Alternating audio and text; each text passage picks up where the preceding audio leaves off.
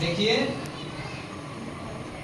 जब प्रदूषण बढ़ रहे हैं तो वायु प्रदूषण, मृदा प्रदूषण, जल प्रदूषण ना, ये प्रदूषण हैं जो हमारे भौतिक रिसोर्सेज हैं, भौतिक स्रोत हैं कह लीजिए, जो हमको जीवन देते हैं, जैसे वायु, जल ना, ये मृदा, मिट्टी, ये प्रदूषित हो जाती हैं जब, तो हमारे जीवन को खराब कर देते हैं, जैसे कि हमको तरह तरह की बीमारियां हो जाती हैं।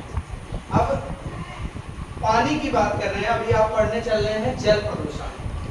जल हमको मिलता कहाँ से है? नदियों से, तालाबों से, कुओं से।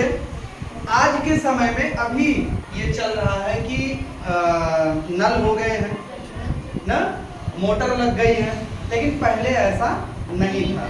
खैर आज के समय में तो हो तो गया है, लेकिन वो पानी कहाँ से ले आते हैं? वो भी पानी कहीं ना कहीं नदी, तालाब, कुओं का पानी ही नीचे जाता है। अगर वो प्रदूषित होगा तो हमें जो पानी वहां से मिलेगा वो भी प्रदूषित ही मिलेगा ना। तो ऐसा हम पहले से ही सतर्क हो जाएं कि अगर हमें स्वस्थ रहना है तो कम से कम जल को प्रदूषित होने से बचाना है। ठीक, जैसे अब हम जानते हैं कि ऐसे पहाड़ होते हैं, पहाड़ों से नदियां जब निकलती हैं और हमारा मान लीजिए ये घर है, ठीक है ना, ये हम घर मान लेते हैं, यहाँ घर। अब यहाँ हम रह रहे हैं, हमारे पास हम जानवर भी हैं, इंसान भी हैं, इधर गांव है, तो ये जो पानी बहता हुआ आ रहा है ये फिर पहाड़ों से तो ठीक है, लेकिन जब ये मैदानी इलाकों में पहुंचता है तो यहाँ रुकता है, और रुक करके ये ऑस्मोसिस की प्रक्रिया होती है, जिससे ये जमीन के अंदर रिस के चला जाता है और उससे वाटर लेवल ऊपर होती है। ठीक, तो यहाँ जो पानी आ रहा है इसे गंदा होने से बचाना है। अब गंदा कैसे कैसे हो सकते हैं?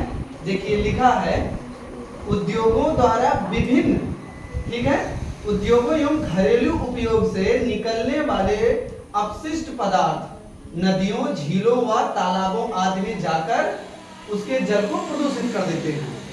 ठीक, दूसरा क्या है? मानव की दैनिक क्रियाएं, भाई नहाना, धोना, शौच आदि ऐसे क्रियाएं हैं, दैनिक क्रियाएं इनको कहा जाता है। ये तालाब, नदी ना, कपड़ा धुलना, तो ये इनके पानी को दूषित कर देते हैं।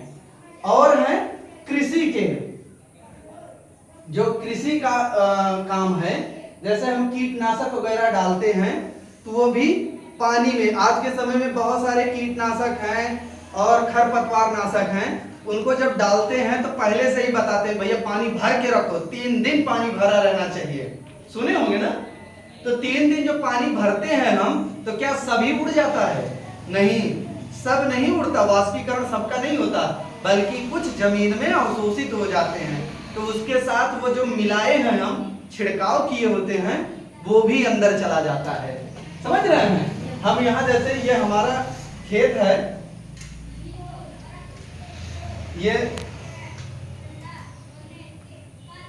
ये मान लीजिए ये हमारा खेत है, और यहाँ पर हम मेड़बंदी करके इसमें पानी भर देते हैं। पानी भरने के बाद इस पर हम छिड़काव करते हैं कीटनाशक का, या फिर ये खरपतवार नाशक का। कीटनाशक को इंसेक्टिसाइड बोलते हैं और खरपतवार नाशक को हार्बिसाइड बोलते हैं। ठीक, ये यहाँ पर डालते हैं। कुछ तो पानी वाष्पीकरण होकर के उड़ जाता है, लेकिन कुछ पानी यहाँ जमीन के अंदर अवशोषित हो जाता है और वो जाके ग्राउंड लेवल को बढ़ा देता है। और हमारा नल यही कहीं लगा है मान लो, ठीक ना, यही हम नल लगाए हैं। अब इसको जब हम चलाएंगे तो यहाँ का पानी जो यहाँ से आ रहा है उठ करके, ये कैसा पानी गिरेगा? दूषित ही गिरेगा। ठीक है ना? तो तमाम ऐसी बातें हैं, ये जो लिख रहे हैं इसमें तमाम ऐसे कारण लिखे गए हैं ना, कि जो जल को दूषित कर देते हैं, तो इन सब से हमें बचना है। ठीक, इसे नोट कर लीजिए यहाँ से।